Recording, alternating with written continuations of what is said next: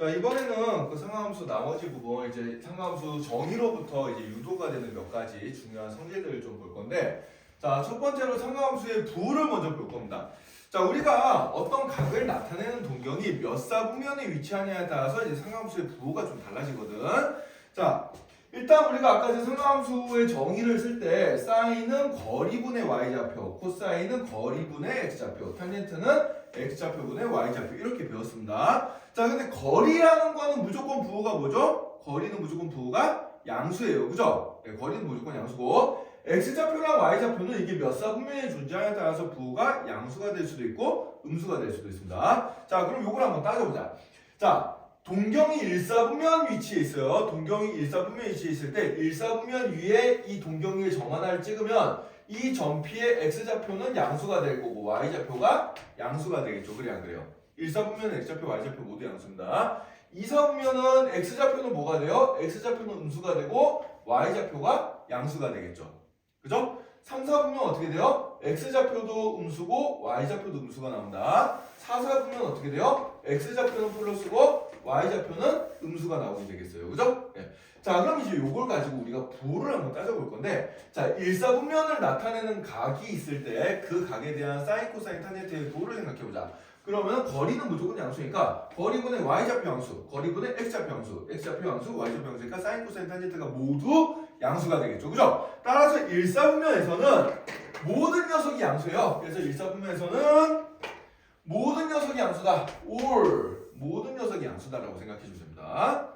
자, 이사분면 봅시다. 이사분면 위에 동경이 있으면은 자, 여기에서 이 동경 위의 점은 x좌표는 음수, y좌표는 양수야. 자, 그럼 사인을 보자. 거리분의 y좌표인데 y좌표가 양수니까 얘는 사인은 양수죠. 그래야 그래요.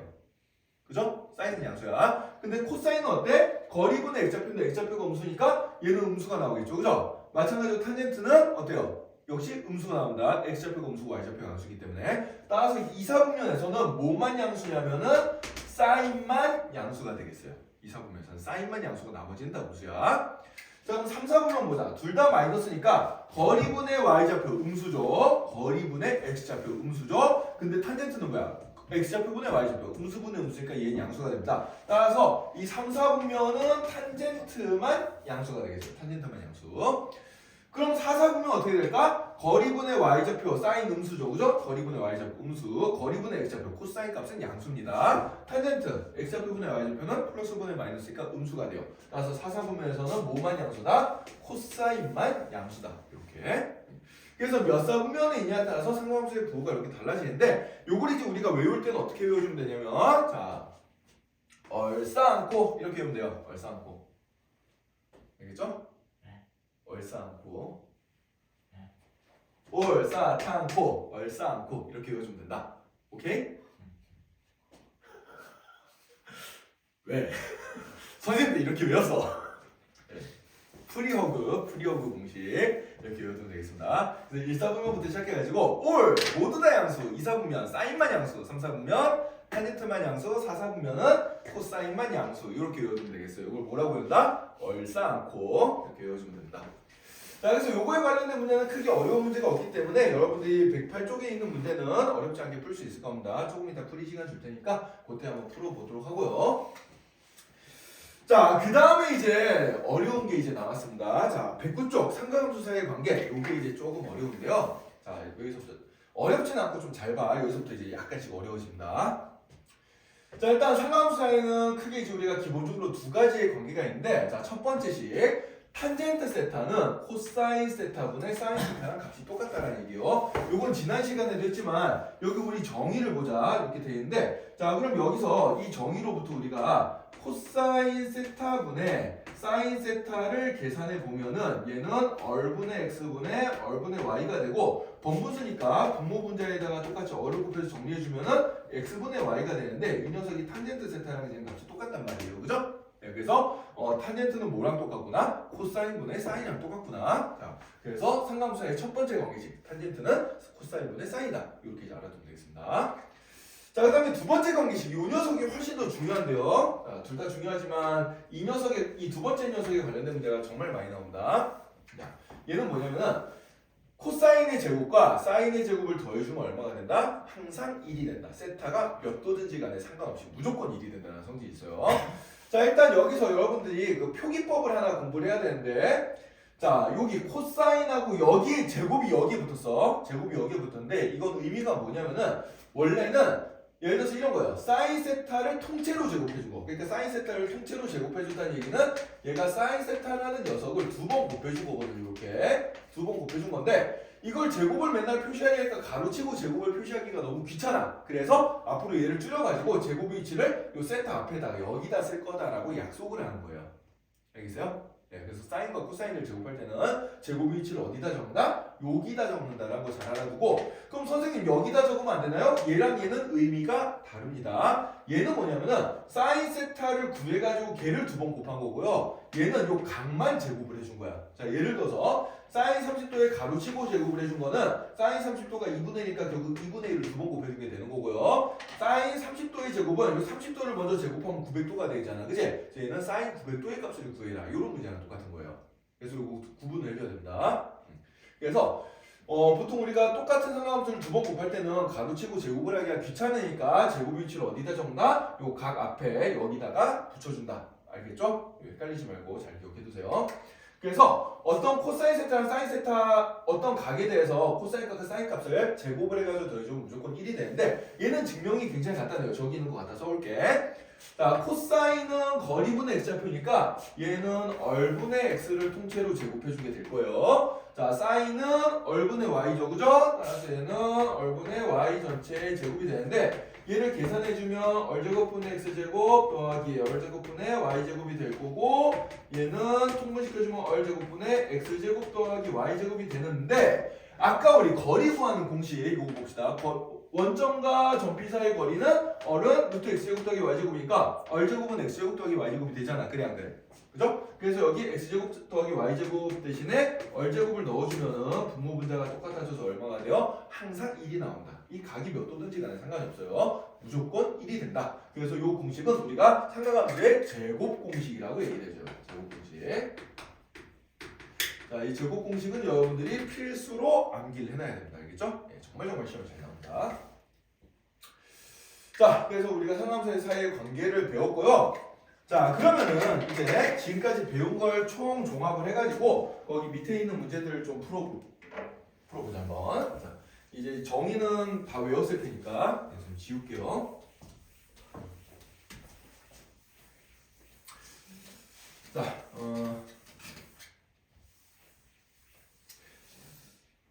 일단 여러분들이 제일 먼저 좀 알아야 될 게 이제 그 109 쪽에 34번부터 37쪽에 있는 문제들을 이제 좀 푸는 방법을 익혀야 되는데, 이거는 풀이 과정이 꽤나 여러 가지 방법이 있을 수가 있습니다. 한 3가지 방법 정도가 있는데, 선생님이 3가지 방법을 다 일단 한번 해줄 거고요. 여러분들이 그 3가지 방법 중에서 얘가 쓰기가 제일 편해 하는 걸 찍어서 푸세요. 알겠죠? 예. 선생님이 생각했을 때 제일 쉬운 게 있긴 한데, 근데 또 여러분이 느끼는 체감은 좀 다를 수가 있기 때문에 여러 가지 방법으로 이제 푸는 걸 연습을 해야 되는데, 자, 어떤 거냐? 자, 이게 지금 문제가 뭐냐면은 우리가 지금 삼각함수 종류를 몇 가지를 배웠어요. 3개를 배웠지? 사인, 코사인, 탄젠트. 예. 그래서 요런 유형의 문제입니다. 자, 사인 값과 코사인 값과 탄젠트 값 중에서 한 개가 주어지고 한 개의 값이 주어지고 나머지 2개의 값을 구하는 방법.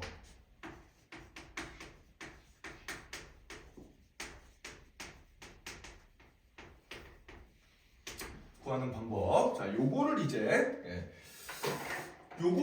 한번 해볼 거예요. 요걸 한번 해볼 건데, 자, 일단은 그 문제집에 나와 있는 방법을 제일 먼저 한번 써볼 거예요, 선생님이. 자, 그래서 첫 번째 풀이 방법을 한번 봅시다. 자, 첫 번째 풀이. 자, 일단 거기 34번 문제를 가지고 한번 연습을 한번 해볼게요. 34번 문제를 가지고 연습을 한번 해볼 건데, 자, 일단 세타가 2사분면 각이래. 세타가 2사분면 각이라고 나와 있고요. 그 다음에 이제 사인 세타의 값이 5분의 4라고 주어져 있습니다. 이때 코사인 세타와 탄젠트 세타의 값을 구해봐라. 이런 문제. 이게 얼마냐? 그러니까 상함수 3개 중에 하나 값 주어지고 나머지 2개 값을 찾아보는 거예요. 자, 그럼 첫 번째 풀이는 뭔고 하니까 우리가 아까 전에 조금 전에 배웠던 상관함수의 관계식을 이용해 주는 겁니다. 상관함수의 관계식 다시 한번 여기 아직 안 배웠을 테니까 공식 다시 한번 써볼게. 자, 두 가지 배웠어요. 뭘 배웠죠? 먼저 탄젠트 세타는 뭐랑 똑같다? 코사인 분의 사인이랑 똑같다. 이걸 배웠고, 그 다음에 두 번째로 제곱 공식. 사인 제곱 세타랑 코사인 제곱 세타의 합은 항상 얼마다? 1이다. 이걸 배웠습니다. 자, 그럼 문제에서 사인 세타가 주어졌으니까 이 두 번째 제곱 공식을 이용하면 내가 코사인 값을 구할 수가 있을 거예요. 그래 안 그래요? 그죠? 그래서 자, 여기서 사인 제곱과 코사인 제곱의 합이 1이 되기 때문에 자, 사인 값을 대입을 해볼 거야. 자, 그러면은 5분의 4 전체 제곱 더하기 코사인 제곱 세타는 1이 될 거고, 그럼 코사인 제곱 세타는 1 빼기 25분의 16이 되니까 얘는 25분의 9가 되겠죠. 그죠? 네. 그러면은 코사인 세타가 될 수 있는 값은 플러스 마이너스 5분의 3이 될 텐데, 자, 세타가 몇 사분면각이야? 2사분면각이었어요. 아까 2사분면, 자, 요거 기억해보자. 얼싸안고.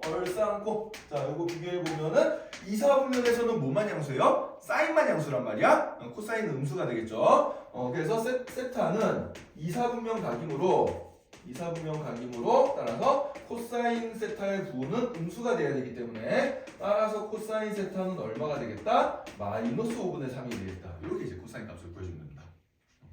자, 그럼 탄젠트 값은 어떻게 구해주면 돼요? 탄젠트는 코사인 분의 사인이니까 코사인 세타분의 사인 세타니까 그럼 코사인 값 지금 찾아놨죠? 마이너스 5분의 3분의 사인 값은 5분의 4예요. 그래서 이제 분모 분자에 똑같이 5 곱해서 계산해주면은 답이 얼마가 되겠다? 마이너스 3분의 4가 되겠다. 그래서 탄젠트 값은 마이너스 3분의 4, 코사인 값은 마이너스 5분의 4. 요렇게 우리가 배웠던 요 공식 두 개를 이용해가지고 요 얼싸안고까지 써먹어가지고 이제 푸는 요런 방법이 있어요. 요게 이제 그 문제집에서 요구하는 풀이가 되겠습니다. 네, 문제집에서 요구하는 풀이가 돼요. 공식 두 개를 잘 써먹어주면 되는데, 근데 이게 뭐 나름 나쁘지 않은 방법이긴 한데 풀이가 은근 귀찮아. 자, 은근 귀찮아요. 자, 그래서 두 번째 풀이를 한번 보겠습니다. 네, 두 번째 풀이. 두 번째 풀이는 삼각함수의 정의를 그대로 이용을 해주는 거예요. 그냥 삼각함수의 그 정의를 그대로 이용을 해줘. 어떻게 해주냐? 우리 아까 전에 좌표 평면을 하나 그려놓고요. 사인, 코사인, 탄젠트 값 구할 때 이제 동경 하나 그렸잖아. 그치? 동경 하나 그렸습니다. 자, 지금 세타가 2사분면각이라고 했으니까 2사분면에다 동경을 하나 이렇게 그어볼 거예요. 2사분면에 동경을 하나 그었고요. 자, 그 다음에 사인 값이 5분의 4라 그랬으니까 전필 하나 잡아줄 건데 거리분의 y좌표가 사인이니까 이렇게 거리를 오로 놓고 y좌표를 4로 놓으세요. 그냥 그러면은 요렇게 내가 이제 보조선을 수직으로 그려서 직각삼각형을 만들면 요 길이가 4니까 요 길이는 피타고라스 정리 쓰면 얼마가 나오겠어요? 3이 나오겠죠. 그죠? 자, 그럼 이 전피의 x좌표는 얼마가 돼? 마이너스 3이 되는 거예요. 여기가 이렇게 마이너스 3,4 이렇게 나오겠죠. 그죠? 그럼 요걸 보고 이제 나머지 두 개를 구하면 돼요. 아, 그럼 코사인 세타 값은 얼마가 되겠구나? 거리분의 x좌표니까 마이너스 5분의 3이 되겠구나. 탄젠트 세타는 어떻게 되겠구나? x좌표분의 y좌표니까 마이너스 3분의 4가 되겠구나. 요렇게 찾으면 아까랑 결과가 똑같죠? 계산 과정이 어때요? 귀찮은 수식 안 풀고 그림 하나로 해결이 됩니다. 그죠? 네, 그림 하나로 해결돼요. 요게 이제 두 번째 풀이 방법이에요. 자, 그럼 세 번째 풀이 방법. 선생님이 제일 간단하다고 생각하는 세 번째 풀이 방법은 뭐냐면은 일단 이 좌표평면 그리는 것도 좀 귀찮아. 좌표평면 그리는 것도 귀찮아서 그냥 우리가 중학교 때 방식으로 삼각비로 한번 생각해 볼 거야. 그냥 직각삼각형 생으로 하나 그려요.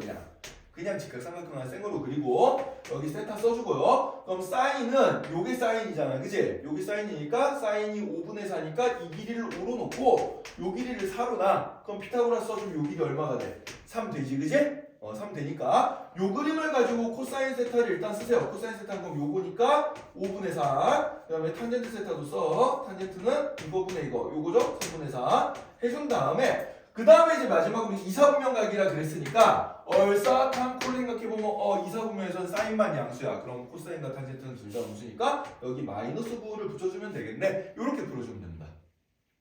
알겠어요? 세 가지 방법 중에 여러분들이 어떤 방법이 제일 쉽지 모르지만 선생님은 세 번째 방법이 제일 쉽긴 한데 이 세 번째 방법은 실은 야매스러운 방법이에요. 약간 야매스러운 방법이라서 이렇게 그러니까 정식 버전이 아니고 약간 그 뭐라 그래나 어둠의 버전 이런 겁니다. 어둠의 버전이란 얘기는 뭐예요? 학교 시험에서 이렇게 쓰면 감점 당한다는 얘기예요. 서술형 쓸 때. 그러니까 얘는 좀 객관식이나 단답형 같은 거 좀 빨리 풀 때 그냥 쓰면 되고요. 만약에 서술형으로 나오면은 풀이 1번이나 풀이 2번처럼 풀어야 돼요. 알겠어요? 네, 풀이 1번이나 풀이 2번처럼 풀어야 이제 점수를 제대로 받으실 거고, 풀이 3번은 보다 약간 어둠의 버전이다. 네, 이렇게 쓰면은 네, 서술형 쓸 때 이렇게 쓰면 절대 안 돼요. 알겠죠? 네, 약간 야매다. 하지만 풀이는 어때요? 제일 간단합니다. 네, 제일 간단하게 풀 수 있는 방법이다 라고 생각해 주면 되겠어요. 그래서 요건 이제 언제 하는 거다? 삼각비값 3개 중에서 1개가 주어지고 나머지 2개를 찾을 때 쓰는 방법이다 라는 겁니다. 자, 그래서 요걸 이제 여러분들이 연습을 한번 해봐야겠어요. 자, 일단 조금 이따 연습할 시간 줄 테니까 거기 문제는 뭐 어렵지 않아요. 그냥 일단 요거 필기 좀 해둘까? 여러분들 이거 34번 밑에 좀 풀이가 일단 풀이 1번은 그 밑에 이제 풀이 과정이 있으니까 요 풀이 2번이랑 풀이 3번을 여러분들이 밑에다 좀 적어두고요. 적으세요. 사진 찍어두면은 선생님 항상 보지만 사진 찍어두면 나중에 안 찾아봐. 어디 사진 어디 처박혀있는지도 몰라요 진짜. 그러니까 지금 바로 적으세요. 지금 바로 적고 연습을 좀 합시다. 어디다 적어요? 거기 34번 문제 근처에 적으세요. 지금 34번 문제를 3가지 방법으로 푼 거잖아. 근데 풀이 1번은 거기 있어 책에. 그 밑에 지금 풀이 조금 적혀 있는 거 있죠, 그죠? 그 풀이가 지금 요 녀석이기 때문에 풀이 1번은 쓸 필요 없고 요 풀이 2번과 풀이 3번 요거 2개를 이제 추가로 그 위아래에다가 빈칸에 잘 적어두도록 합시다.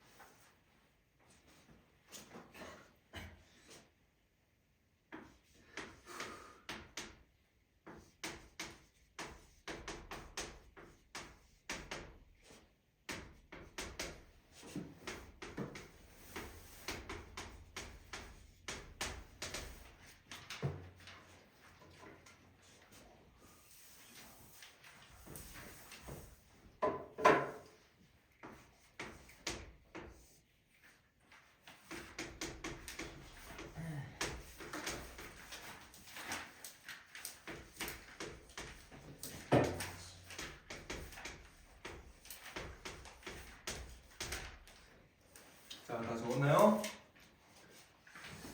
자, 다 적었으면은 이제 그 다음 내용들을 빨리 한번 보고 이제 문제풀이 시간 좀 가져봅시다. 자, 이번에는 뭐 이제 상하함수 식의 연산을 한번 해볼 건데요. 자, 일단 39번 문제부터 한번 같이 보도록 할까? 39번.